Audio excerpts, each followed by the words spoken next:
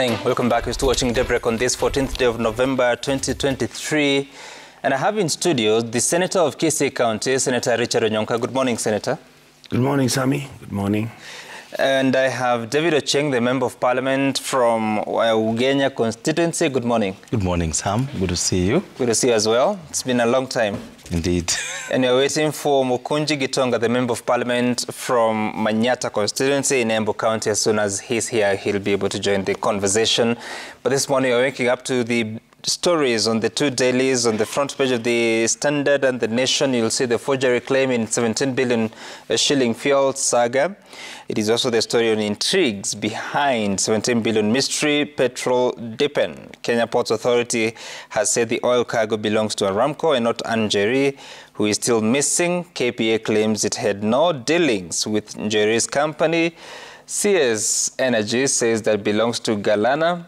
Well, whose is it? And of course, the conversation continues despite a matter that is pending in court. It is worth 93,000 metric tons of diesel on vessel HT Haigui, which was destined for Kenya, Uganda, South Sudan, and the DRC. Then the other big story is what we've been featuring the past few minutes on the show, that is on the tree planting exercise across the country. The president leading that from Q wetland in Makueni Makueni County. The target was to plant at least 100 million trees yesterday. But the global target for 10 years in the country is 15 billion trees, meaning 1.5 billion trees every year. How far are we? And I want to bring you on board here, members of Parliament, to talk about this, because there's also been some concerns. If you look, there's some stories inside there. I think one of them is on the Daily Nation. This one is on page 4 of the Standard. Cabinet travel budget hurts Kenya's struggling economy. CSs were dispatched to different counties to participate in the tree planting initiative, raising concerns about the efficient use of public resources. Wanga expressed concern about the escalating wastage of resources during high-profile trips. And of course, we hear the leader of majority, Kimani Ichung'wah, saying that actually the money that could have been spent yesterday is still within budget. What are you reading from this, Honorable Ocheng, if I may begin with you, the exercise, but also the criticism that is coming from different quarters? Yeah, thank you so much, Sam. Sam, I must, from where I sit, congratulate the government, the minister and the Ministry of Environment and Forestry, for, in my opinion, a job well executed. We needed this kind of heavy lifting in the area of environment. I think we've been singing so much about, tree growing, tree planting, afforestation, and agroforestry. But we needed this kind of a moment to bring ourselves back to the fact that this thing called climate change is a reality. This thing called climate change is happening. And so we needed someone to remind us that much as tree growing is something that should be happening every day, government must show the urgency in the matter. And I think through what happened yesterday and the events leading up to the tree growing yesterday, has, I think, shown us that we need to put so much time and energy in reforestation, agroforestry, just ensuring that our environment is well taken care of. It's like the body. If you don't flourish it, if you don't keep replenishing the body wastes away, and there's no getting it back. Right. And so I believe that what was done yesterday and what we promise to continue doing going forward is good for the soul of the country. Number two is the president. I think one of his main agenda when it came to power was this issue of environmental conservation, again, forestation. And I think he's been consistent on that fact, that he really wants this to be done. I believe that yesterday was just an example, and an example that I think went very well. And I hope the Kenyans have seen what we need to do. Okay. From where I sit, I've challenged myself that every month I will keep doing what I saw happening yesterday. I will try to ensure that at a community level in Ugenya, even where I don't have seed provided by government, I'll try to buy every month so that I'm able to get every school available. And I've been given a list of public lands in Ugenya that have not been used since independence, I will want to ensure that all those pieces of land now have trees in them. What did you do yesterday? Yesterday, unfortunately, I was in Nairobi. You know, I happened to be part of the budget committee, and so I planted my trees on Sunday in Ugenya, and came back in the evening. You know, we are processing the supplementary budget, so we had to be here yesterday. But even where we were, we planted a few trees. They'll tell where we were. So I can assure you that it's something that I think all of us should be able to take part in. All of us should do this in a genuine manner to ensure that, you know. As regards the outlay, what you call the outlay of government machinery yesterday, to ensure this happens, I think what was done yesterday befits the moment, Sam. There was need to bring the whole government together in this. And it was not just national government, it was county governments everywhere, it was members of parliament everywhere. We needed to have this being done, the way it was done, to show the agents and where there may be any excesses. And I want to plead with those who are concerned with this. Where there may be any excesses, I think we should be able to check on this, because we've been telling Kenyans that we must tighten our belts. We should be able to do so and do the kind of things we want to do without any razzmatazz. Interesting. Senator, what is your take about this? The efforts, but also the concerns. Sammy, number one, I went to Konza City. I was actually assigned to go and be with the team there under the Open University group, where I met really wonderful people. I met Professor Munavu. I met the head of Open University, the Vice Chancellor, a gentleman called Professor Omwenga, and there were other young man, Professor Okwiri, head of Open University. Very interesting. And we planted the trees, pine, and after a short while we got to know each other, then we left.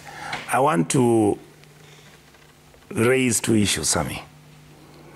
The issue number one is, yeah, it makes sense. It is silly for us as a country to ignore and think about the environment as something that is out of our mind. We shouldn't even bother. To begin with, UNEP is in Kenya.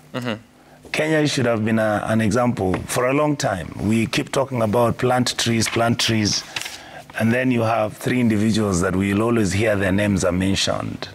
You're talking about Wangari Maathai, you're talking about Kariuki Chotara in Naivasha, and of course former President Moi, who kept on having these planting trees and building gabions. As much as this was a very good idea, right? And I've listened to what my brother Ochieng is saying. The heartbreak is very simple. Did you have to get a CS to be in Kilifi? Then he takes a helicopter from Kilifi to go and plant a tree in Busia. That is it's so stupid. You know, these are the things that Kenyans look at and they're like, what is... I mean, the minister didn't have to go and plant a tree in Kilifi. After all, his ministry has nothing to do with what is happening in Kilifi, and that is tourism. This guy, he then flies all the way. If it is true, it's really crazy. Number two, it is not just the minister who was living in Kilifi and go to Busia. That is what happened. I want to plead... Which CS is this? You want me to say? Yeah. It's Ababu. He was in Kilifi. And then... Yeah, it was in the media yesterday. Then he flew from Kilifi, then he put it on social media, then he flies to Busia to go and plant one tree here, one tree there. I mean, what is this vanity? If it is true, are you with me? Number two, I wanted to say this, Sammy. This whole exercise was ad hoc. And I understand what my brother Ochieng said. It was ad hoc. It came, how many, 3 days? People are being told to go and plant trees. Can't we do it better? Can't we prepare? And Sammy, the function of forestry is actually devolved. Some of those functions are devolved. And our argument is, what the government needs to do is prepare the county governments. Have the county governments, for example, pick certain days where during these days or months, for example, so that it is a continuous exercise. The way it happened yesterday, I mean, for me, somebody just sent me a note and said, come and join us in our group at Konza. This is an exercise for ones that should not be politicized, for ones that should just be about trees, for ones that we can have a tree cultural, historical, for once. I mean, so yes, it's a good start. Please, let us not just have to do it because we want to take pictures, because we want to be seen, because we want to show Kenyans, oh, you know, I've planted a tree. Even me. No. Let us go systematically. Let's get the professionals. Let us get UNEP to help us come up with a very deliberated attempt to try and discuss and bring forth the issue of forestry to our people so that Kenyans can own up some of these trees and some of the forests that we are actually trying to conserve, so that Kenyans can begin to get the consciousness that, yes, we need charcoal, but reality is that when you're cutting so many trees, all right? And Sami, the last time I think I saw anybody talk about Wangari Maathai is the daughter who keeps on bringing up the mother's name. I think the government needs to own this exercise completely, make sure that all of us are engaged, any funding that is coming, because I know that funding is coming. In fact, the story out of this exercise is that because there's some money that is supposed to be coming, so Kenyans need to have pictures showing that we have actually started doing forests and whatnot. Finally, Sami, if you notice, botanical gardens have always been introduced in various areas and different areas of the world. How wonderful it will be that if we in Kenya, we became the first country that in each and every county, we had a botanical garden. Why? Because some of the plants and the trees in our areas had very huge value other than timber. They had medicinal value, they had environmental value. There was a time when I was studying something about malaria, and there was a scientist, I think, who had written and said there's an African tree, if it's planted in your compound, the chances of mosquitoes breeding and growing minimize, and therefore, as a result, you have the family actually living better than when that happens. Look at the tree called Mwarubaini, which is said to cure 40 diseases. So we need to start botanical gardens. For example, if you go to Eldoret, I don't know, Chieng, whether you've been to Eldoret, there's a beautiful garden that they have introduced there. And when I went there, I was really overwhelmed that now people are beginning to think, and we're beginning to look at the environment and other issues affecting our people deeply and more seriously. So it was a successful program, other than, again, as a member of the oversight team in this country, the amount of wastage that went into planning this. It could have been better, and it could have been done more cheaply. You know, I'm still trying to find out whether indeed Ababu Namwamba went to both Kilifi and Busia, because I see on his social media he was in Bungoma. He was in Bungoma, not. But I don't see if he was. Can I retrieve this? I give it to you. Yes, you can. Yes, you can. Well, initially the schedule was showing that he would be in Kilifi and Kwale. He was in Bungoma. But in actual sense, what we see is. Yeah, that is. I think that's what I was saying. Yeah. That somebody's been. If it was a genuine mistake, then there is no issue. Okay. But again, the point I was making, Sam, it doesn't dilute the issue. The point I'm making is, I know, for example, and I'm not saying that there was ministers who were sent from Nairobi, some of them went to Kisumu. I mean, Moses Kuria was in Kisumu. Surely, he could have done it in Kiambu, where his home is supposed to be. It is cheaper, it is easier. So who goes to Kisumu? Anybody else who was near there. Or who could be the county commissioner, for example, or the senator of Kisumu. But they all live in Nairobi anyway. No, but the senator of Kisumu is a Kisumu person. Now I'm saying, yes, if it is a cabinet initiative, the cabinet secretaries, they're just 22. But after yesterday, is Kuria going to be planting trees in Kisumu? But this was symbolic. What I'm asking is the symbolism I'm making. I am not saying that. I'm not saying that he couldn't go. You see, don't misjudge what I'm saying. I'm not saying that he shouldn't have gone. But what I'm saying, I didn't understand why you would pick a cabinet minister who's from Bungoma and you send him to Kwale. If, for example, you would have asked him, he would have said, or she would have said, let me be the one who's going to be in Kilifi, or in Trans Nzoia, or in Eldoret. What I am saying is, I hear what you're saying, yes, but I'm just wondering, you yourself are senator, you are a senator from Kisii County. You went to plant in Konza. Because I was in Nairobi. Because I was in Nairobi. If I was in Kisii, I would have remained in Kisii. I would never have come to Nairobi. So meaning if you had to go to Kisii, you'd have to travel, isn't it? If I was to be in Kisii, then I would do it. But I didn't have to be told to fly out of Nairobi to go and plant a tree in Bungoma. I'm saying, Sammy, why do you find this difficult? Let's do it cheaper. Let's manage ourselves better. That's all we're saying. The story is in the paper. It is not us who started the story. Somebody is saying, and the gentleman is called Wanga. In fact, I thought it was Gladys Wanga or somebody. No, it is somebody who works for some NGO. And this is the story. The story is in Cabinet Travel Budget Hurts the Struggling Economy. It's not me saying this. What I'm saying is, if it is true, then let us begin to again ask ourselves, shouldn't we be prudent the way we do our business? That's what we are saying. So, Leader of Majority Kimani Ichung'wah says that whatever may have been spent yesterday is within budget. But Honorable Ochieng, in the spirit of austerity measures, cutting on travel expenditure, what different can the current administration do? Yes, good initiative, but also sensitivity to the times that we live in. I agree absolutely. I agree with anybody who says that, because, you know, we are living in very difficult times, Sam. The economy is the doldrums picking up. Generally, Kenyans are hurting, and they don't want to see their leaders on their faces splashing what is public resources. That's the truth. And so it's important that all the public officials, it doesn't matter who they are, should live by the word of the president. I've just told you that this week and last week we've been sitting on the supplementary budget. And the idea is to cut any fat, to cut any, you know, jelly in the budget, to ensure that we are living in a lean manner. We cannot be doing that in the budget committee and in parliament, and everyone is being asked to take a cut, and then the way you are behaving, the way you are moving around doesn't show that. And so I agree absolutely with those who say that then government must lead by example.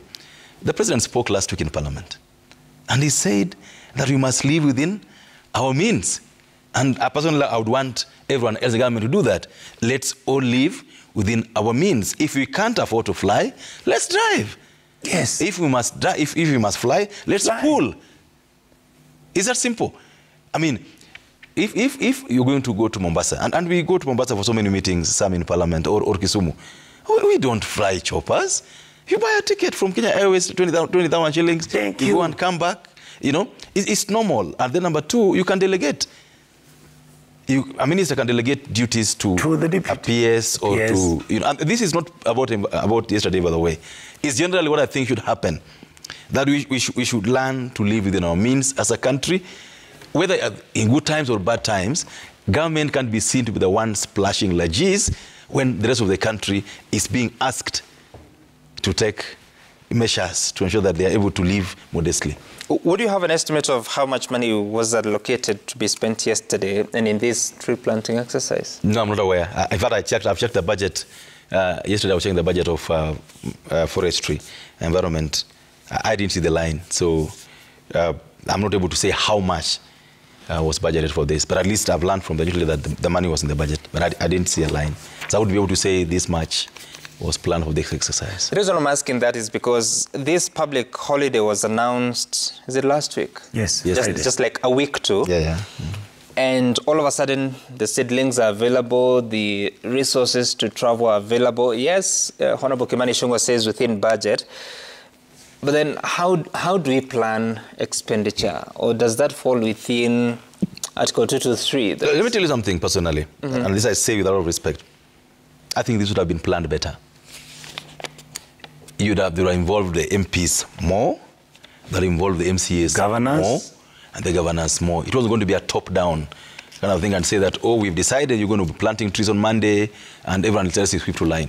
And that's why you saw, like, in the meeting I had yesterday, we had the budget committee, 27 of us were there. Onyonka is telling me that he was not in his county. And so many other MPs only in their constituencies. And so I believe that, one, and I want to repeat this, the moment of yesterday is something that we should live for. But for better impact in the future, we could do it in a more planned manner, involve more people. Again, there are so many NGOs that would love to be involved. Yes. So many leaders that would love to be involved. Even the county should have put up budgets so that this is done in a better manner. I'm also so sure that if we had given each other time, I would probably would have gotten some 100,000 shillings to buy seedlings from my constituents who have seedlings and give them out for free for people to plant. I mean, you want to make this a holistic thing, and I'm certain that also lessons were picked up yesterday. And that's why, one, I would not want to be blunt of the moment. The moment was, I think, deserved. But there are lessons that are picked that I think can be done better in the future. Okay. And Senator, of course, this is coming at a time that it's just over the weekend that Deputy President Rigathi Gachagua called upon the Director of Meteorological Department to apologize to the country, which he did, that there may have been some misleading information that this was not El Nino but heavy rain, but now says it is actually the El Nino phenomenon. What does this tell us, especially when we have to depend on government on guidance, warnings, yet it is the president actually that came out and said those guys have confirmed that it's no longer El Nino, it's heavy rains? I've seen that happen before. In fact, if you go back to about, was it 3 years ago, where in the US, people were asking Donald Trump whether there was going to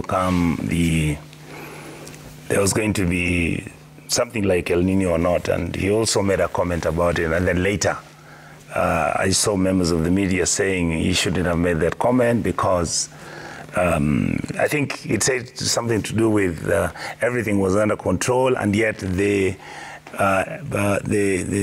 U.S. government... Must have been a hurricane. Yes, it was a hurricane. The U.S. government was making announcements saying, please vacate. It was Florida. It said vacate Florida because there's going to be a hurricane. Sometimes science can be misinterpreted. For me, that's how I've read this. But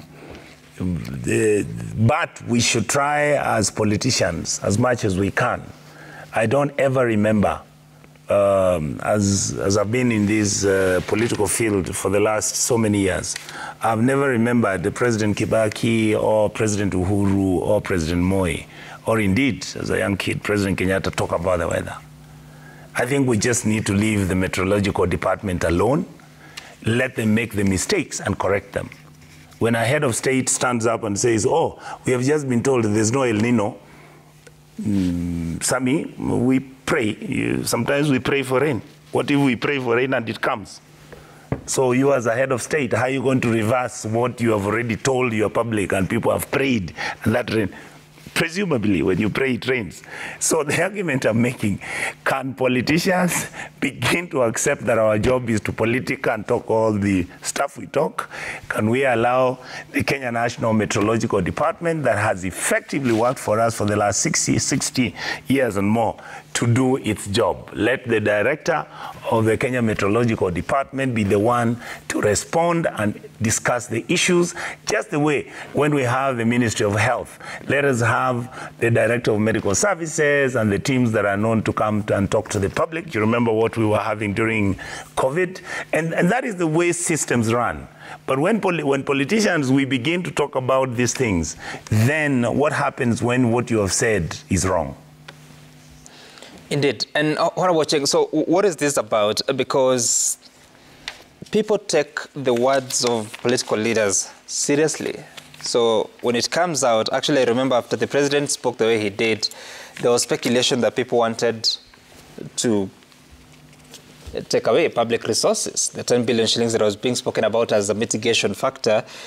But now weeks later, you're seeing the effect and the actual warnings that several hundreds of thousands may actually be at risk because of the floods, because of the lost livelihoods, because of the lost homes.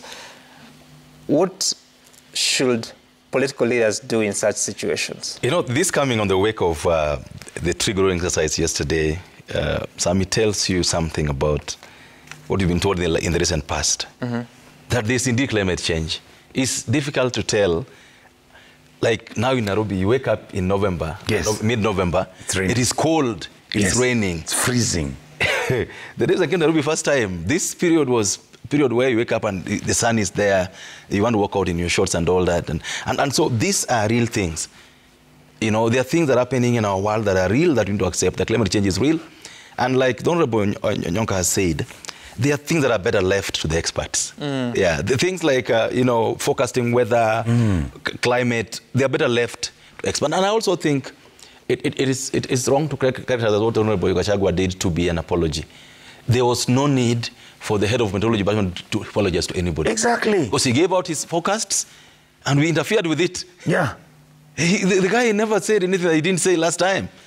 I watched him this last week, and I remember watching him on my sitting room when he first talked about this El Nino thing. And there's nothing he said that's different from what he said earlier. He just said what he said earlier. So the issue... So when he comes, out and apologizes, is he under duress or it's a genuine apology? I will want to say it the way I want to say it. He didn't have to apologize to anybody. That is interference. He didn't have to apologize to anybody or to the country because there's nothing that gentleman said this last week that he didn't say the week before. There's nothing new that he did. He said, you know, I think he was interviewed here, by the way, by Trevor. Yes. The first time. And I remember him saying that if there was not going to be El Nino, it will come from him. Yes. Yes. He said absolutely. it. Because I remember the gentleman pushing him very hard and saying, but he said, no, allow me my facts. To do his work. You know, he said, from what we are seeing, there will be El Nino. And, you know, people are trying to be modest with him, telling that, you know, you're speaking too soon. But he said, this is what I do. So I didn't think that gentleman had to be harangued to come and say things that, you know, he claims he didn't say. What he said in the first instance are the same things he repeated last week. Science. And we should allow them to do what they want to do in that regard. Our side as politicians should plan with the facts that we get. Let's you know, we as a country, we can't plan to massage every fact. Budget is we are saying to massage the budget. You want to massage election figures. You want to massage everything else. Yeah. There are things you can never change in this world. Everybody's an expert for everything. You know. So let me ask you this, Honorable Cheng. Yes. So the Met Department kept giving their statements. Yes. The President came and said that they have confirmed that it's going to be heavy rain. The next thing we hear is a press conference called by the Deputy President in the absence of the President who had traveled that time, and it begins with an apology. What is going on here? Why can't the President be the one to own up and say, they have now told me that it's actually El Nino? You know, Sam, in the lives we lead, sometimes I think the urge to be right is too overwhelming for no reason at all. Someone said some time back that we all live in these extremes that you hope that you'll be right most of the time. But even a broken clock, you know, that says at least the right time towards the day. There are times which, when we are wrong, we should say, on this one, we are wrong or I'm wrong. It didn't have to be a got you moment all the time. If you thought you misspoke, it didn't have to be another civil servant to apologize for you. Just say, I misspoke on this matter, or I spoke too soon, you know, and then it goes on. It doesn't change the fact that this may have been a wrong statement. And this is not just on this issue of climate change or El Nino. We must, as public figures, learn to speak the truth. And where we think we are wrong, it's us to apologize, not somebody else do it for us. We can't live our lives that way. Sammy, Senator, I happen to be very lucky because... Just before we go on, so because of that presidential statement, there's a lot of ridicule against the Meteorological Department, that they do not know what they're doing, that they're misusing our resources, that actually their instrumentation is old, that's why they're getting it wrong. So a lot of water is under the bridge, yet an apology has come from where probably it shouldn't have come, according to Honorable Cheng. I agree with my brother, Honorable Cheng, 1,000%. There was no apology required. We, as a country, I even want to tell the Kenyan public, there's sometimes much more that the Kenyan public may not know. I happen to be very lucky that at one time in my previous life, before I was an MP, I participated in doing some work for Kenya Meteorological Department. I was a transporter, so I was given an opportunity. Oh, you're not forecasting weather? No, I was a transporter, so I carried a container for them, which went, and we were shockingly able to, with a helicopter, to load it on Mount Kenya. I know Kenyans don't know that. But the thing that I want to tell Kenyans so that they can know, I thought the president would know. So even him, let me inform him. If you believe your meteorological department is dysfunctional, then even the Kenya Airports Authority air control system will be dysfunctional. Why? Because the data which Kenya Met gives to the International Meteorological Organization, which then is fed into the system so that the Kenya air traffic control system is able to be guided how the aeroplanes come, when they land, when the weather is bad, if it's raining, all that stuff. So if the head of Kenya Meteorological Department actually pronounces themselves, I would listen to them before the president. Okay. I would listen to them.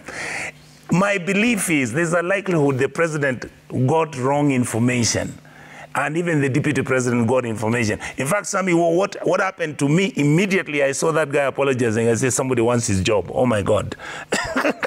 Because I was like, these are things which in the morning the head of national intelligence advises the president. In Western Kenya, it's going to rain, all that stuff you see on TV. The president gets it. So that when he goes, for example, to a certain area, he can not go and pronounce himself by saying, oh, you know, tomorrow or next month we can start planting maize. Now we are going to have rains. No. So I think this was basically an error. And as I said, Sammy, and I plead with my leaders and my friends and we politicians, please let us let the professionals in health, in professionals in engineering, professionals in weather, to be the ones pronouncing to us what the issues are so that we are able to interpret whatever we are doing correctly. But some on that matter too, eh? Yep. Not just politicians. You know, after the gentleman at the Met spoke, even the media was doubting whether there's El Nino. Yes. Remember there was reports that you guys say there's El Nino, where is it? So that's why you saw people posturing about want to be right. Even the media was saying, but they say there'll be an El Nino next week. Why is it not happening? So I think as a country, let's just accept the fact that there are things that we can't change, like the fact of El Nino cannot be changed. It's happening already on our faces. But let us not always doubt, because like if they say the El Nino and the first thing that someone thinks about is they want to steal money. That's why they're saying it's El Nino. Yes. So that, you know, people take some of these things lightly. It breaks your heart, Sam, to know that 60 years since independence, the same places in Garissa, Wajir, Budalangi, Busia have the same exact results every time it rains heavily. Reason? We don't consume data. And even if you consume it, we consume it with a lot of data, so you don't plan well. Yeah. Okay, all right. And of course, Mheshimiwa Mukunji Gitonga from Embu, that is Manyata constituency, joins us now, but he will be making his comments after the short break that we have to take now. When we come back, we'll be talking about, remember that on Thursday, the president spoke to the nation through an address to Parliament, taking stock of where we are as a country, several concerns there. We'll talk about that shortly after this.